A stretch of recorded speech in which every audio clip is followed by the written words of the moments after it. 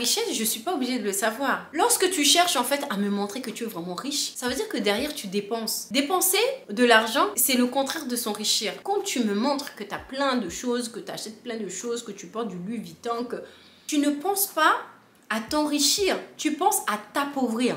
Vraiment, je pense qu'il faut vraiment que tu te poses la question. Aujourd'hui, est-ce que je vis avec mes moyens? Est-ce que je vis avec mon niveau de vie? Si ton seul souci, chaque jour, c'est de penser à ce que tu n'as pas, c'est problématique. Ça, c'est une mentalité de pauvre. En fait, il faut être dans la mentalité de ok, aujourd'hui, j'ai combien je peux me permettre de dépenser et combien je peux me permettre d'épargner. Ça, c'est vraiment le b.a.-ba, la première étape. Mais on est tellement nombreux à ne pas les respecter.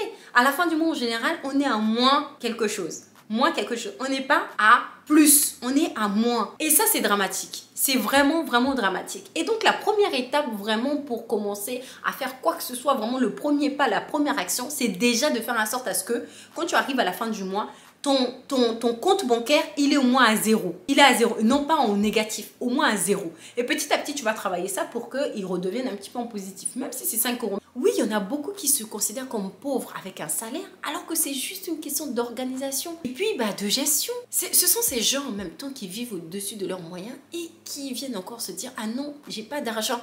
Mais c'est parce que tu vis au-dessus de tes moyens. Regarde un petit peu ce que tu gagnes et ce que tu pourrais vraiment économiser réellement si tu n'étais pas en mode « Ah, il me faut ça, il me faut des Louis Vuitton, il me faut de telle marque ». Et là, franchement, quand tu arrives à ce stade-là, là tu dis « Ok, j'ai fait un petit parcours petit à petit ». Ça va t'encourager en fait à continuer encore à t'améliorer en fait au niveau de ta gestion financière. Mais c'est pas pour autant que tu vas devenir riche, mais tu vas juste devenir organisé avec une belle gestion qui va te permettre d'être équilibré. Et donc, à la fin du mois, tu n'es pas là en mode la panique. Non, tu ne vas pas acheter ce qui n'est pas dans tes moyens. Tu ne vas pas aller sortir ce qui n'est pas dans tes moyens. D'ailleurs, moi, je conseille vraiment d'avoir son compte bancaire, de le bloquer. Moi, mon compte bancaire, il est bloqué. C'est-à-dire que quand j'ai plus rien sur mon compte, je ne peux pas dépasser. Je peux rien faire. J'ai fait exprès. Je ne veux pas avoir du négatif. Je ne veux pas toucher à mon compte bancaire. Je ne veux pas devoir de l'argent. Parce qu'être négatif, c'est devoir de l'argent.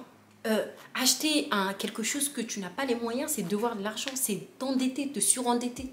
C'est tellement... Les gens, ils ne se rendent pas compte. Ils ne se rendent pas compte que, oui, s'acheter l'iPhone 4. Bon, je ne sais pas à quel iPhone vous êtes là actuellement. Hein. Ce n'est pas du tout mon délire. Mais pour celles, ce que je veux dire par là, c'est que pour celles qui sont là à chercher à acheter des choses qui sont chères, qui ne sont pas dans leur capacité budgétaire, en fait, elles s'endettent. Elles s'endettent. Et ensuite, c'est les mêmes lorsqu'ils vont te voir serein.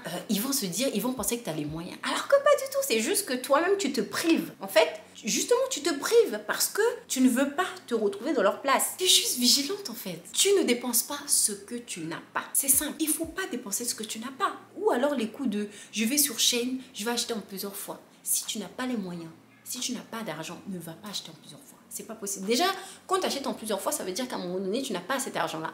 Donc, il ne faut pas aller acheter en plusieurs fois. C'est pas indispensable. C'est pas parce que tu ne prends pas ta commande que tu vas sortir dehors nu. C'est pas indispensable. Au final, en fait, vraiment, c'est de vivre avec ses moyens. Je dirais même pire, c'est-à-dire il faut apprendre à vivre en dessous de ses moyens. C'est peut-être bizarre ce que je vous raconte parce que c'est pas du tout ce qui est commun, mais vraiment, lorsque tu apprends à vivre en dessous de tes moyens, tu as une vie qui est complètement différente. Mais vraiment, complètement différente. Pour vraiment arriver au stade où tu vis en dessous de tes moyens, tu as pas mal d'étapes à faire. Ça veut dire qu'il faut déjà que toi-même tu sois consciente des dépenses que tu fais, des dépenses qui sont inutiles en fait, des futilités. Donc en fait, il faut déjà avoir la notion de passif et d'actif. C'est-à-dire que de te dire qu'est-ce que tu dépenses qui te fait perdre de l'argent et qu'est-ce que tu dépenses qui te fait gagner de l'argent. Donc par exemple, ce que tu dépenses qui te fait perdre de l'argent, ça va être par exemple, je ne sais pas, de l'iPhone, parce que c'est pas indispensable. Au final, l'iPhone à 1000 euros, un téléphone à 1000 euros, c'est pas indispensable. Parce que quand tu regardes bien, au final, tu as juste besoin d'un téléphone pour envoyer un SMS, pour appeler,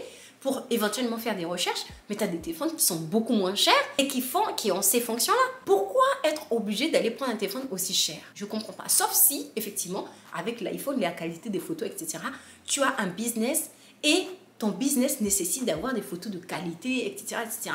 Là, ça te permet effectivement de pouvoir créer de l'argent. Là, ça devient un actif parce que ça va t'apporter de l'argent. Tu vas avoir des photos de qualité, des vidéos de qualité, etc. pour ton business et ça va t'apporter du monde. Là, oui. Là, tu investis dans quelque chose. Mais si tu es dans je dépense de l'argent, mais en fait, au final, ça me fait gagner rien du tout parce que j'ai acheté une robe, j'ai acheté un short. Je l'aurais pas acheté, ça m'aurait rien changé du tout parce que dans mon placard, j'aurais quand même trouvé un t-shirt pour sortir dehors. Là, oui, effectivement, tu es dans du passif et au final, tu t'appauvris. Et encore pire, lorsque tu achètes des choses avec l'argent que tu n'as pas. C'est-à-dire que tu vas aller acheter avec crédit. Tu achètes sur crédit. Ça, il ne faut pas faire. Tu peux par exemple te dire, ok, si tu réfléchis stratégie, tu te dis, ok, je peux me permettre d'aller prendre un crédit pour aller investir dans quelque chose qui va m'apporter de l'argent. Là, oui. Là, effectivement, tu es dans la bonne réflexion. Mais être dans, je vais chez le banquier pour aller m'acheter un truc qui ne va pas me servir, ça veut dire que là, tu vas manger les pâtes, voire même les feuilles. Moi, sincèrement, j'ai pris de l'âge et je suis beaucoup plus posée aujourd'hui. C'est vrai que je me suis beaucoup privée. J'ai eu une vie où j'étais beaucoup privée. C'est-à-dire que j'avais pas les moyens de toute façon, donc je pouvais pas prendre ce que je n'avais pas. Et en fait, il y a eu un moment donné, quand j'ai commencé à travailler, je me disais, ok, j'ai manqué de ça, donc du coup, aujourd'hui, si j'ai besoin de ça, je vais me prendre ça. Mais en fait, ça, c'est un piège. C'est un piège. C'est un vrai piège. En fait, c'est une cage. Parce qu'en fait, ça veut dire qu'en fait, derrière, tu fais que des dépenses passives. Et tu ne fais rien qui te permette de gagner de l'argent ou qui te permette d'économiser. L'étape d'économiser avant même d'aller chercher à gagner de l'argent, en fait, là, zéro. Parce que tu vas chercher à te faire plaisir. Donc, c'est vraiment que sur le moment et après, ça passe à autre chose. Et au final, tu as déjà oublié au bout d'une semaine, même le lendemain, tu as déjà oublié. Moi, ça m'est arrivé d'acheter des habits que je n'ai jamais mis. C'est-à-dire que j'ai des habits avec des étiquettes que je n'ai jamais mis. Tout ça pourquoi? Parce que je voulais avoir cet habit-là et tout. Jamais dans l'excès. C'est vrai, j'ai jamais été dans l'excès où il me faut à tout prix ça, il me faut... Non. Mais par contre, ça m'est arrivé de me dire, ok, je vais prendre ça. Mais c'est des dépenses inutiles. Inutiles. Aujourd'hui, ça m'a permis de rien gagner du tout. Après, oui, on va parler, oui, mais tu peux le revendre sur Vinted et tout, machin. Mais quel est mon intérêt d'aller acheter quelque chose qui ne me sert pas, qui n'est pas utile, pour ensuite aller le revendre? Donc, je perds du temps. La notion du temps, c'est super important. Lorsque tu sais que le temps, c'est de l'argent, mais ta vie, elle change. Ta vie, elle change parce que tu passes encore beaucoup moins de temps dans les futilités. Tu passes beaucoup moins de temps à dépenser ton temps pour des choses qui sont inutiles. Tu vas chercher en fait à investir ton temps dans des choses. Là, franchement, quand tu arrives à ce stade-là, effectivement, tu as une autre façon de penser. Tu vas être beaucoup plus productive. Tu vas en fait attirer vers toi des choses qui vont pouvoir t'enrichir. Que ce soit au niveau de la connaissance, au niveau financier, au niveau même culturel. En fait, tu vas t'enrichir. Parce que tu vas comprendre que oui, le temps, c'est de l'argent. Mais vraiment, je vais prendre du basique. Au lieu de passer du temps sur du TikTok, tu vas apprendre, tu vas dire, ah oui, ok. En fait, non. Ce temps-là, je vais aller apprendre quelque chose sur YouTube, ou je vais aller apprendre quelque chose sur Google, ou je vais aller sur Classroom, ou tu vas aller apprendre quelque chose, une compétence qui va te permettre de pouvoir le réinvestir ailleurs. Et ça, c'est super, super important. Le temps, la notion du temps et la capacité à comprendre que le temps est important, et bah ça va te changer la vie. Moi, je sais que ça m'a changé la vie, sincèrement. Après, c'est vrai que je peux pas dire que oui, avant j'étais... non, j'ai jamais été en mode oui, je traîne, je veux rien faire de ma vie, jamais. Franchement, j'ai jamais été comme ça.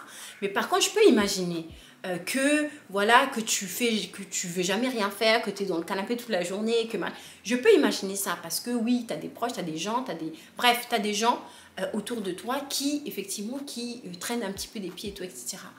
Attention parce qu'il y a des situations qui font que tu peux te permettre de traîner des pieds parce que tu as beaucoup travaillé pour ça, d'accord. Tu peux te permettre de traîner les pieds parce que tu es malade, d'accord. Tu peux te permettre de traîner les pieds parce que à un moment donné, tu as envie de souffler un petit peu. Je comprends.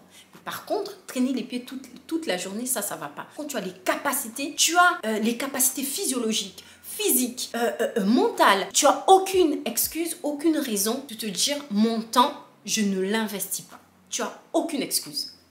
Donc, sincèrement, tu peux l'investir avec un livre, etc. Ça, je l'ai déjà dit.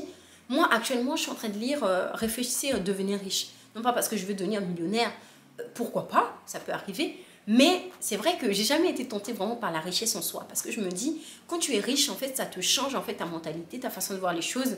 Et peut-être voir même l'importance que tu donnes aux choses. Comme c'est marqué dans la Bible, hein. Si tu sais que ton œil là va céder là, il faut l'arracher. Donc, moi personnellement, c'est pas du tout mon truc, mon délire de vouloir devenir riche.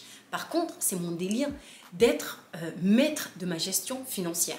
C'est d'être maître de ce qui sort, ce qui rentre.